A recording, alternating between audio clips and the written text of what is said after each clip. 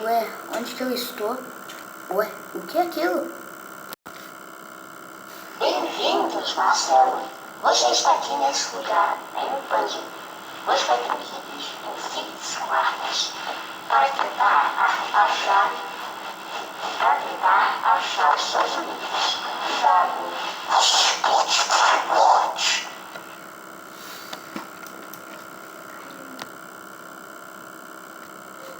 Ok, então, né, bem, agora a gente está preso nesse lugar, bora começar as coisas. Ok, vamos começar. Primeiramente, bora ver o que tem. Tem um escutador de som, uma cama, uma porta com um código, 2 chaves e um escritório. Ok, né, nada mal.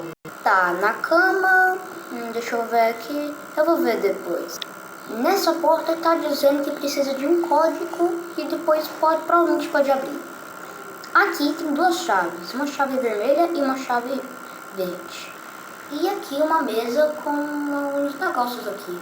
Eu vou abrir elas. Vamos abrir o primeiro. Tá, eu vou pegar essa faca e kit de cura. E no último tem 2 notas. Bora ver a amarela.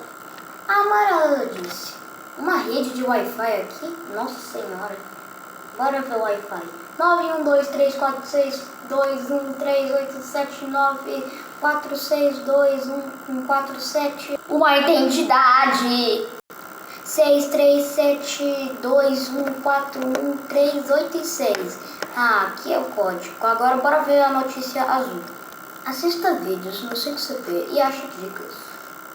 Então, temos aqui uma faca, um kit de remédio, um celular e um sorvete.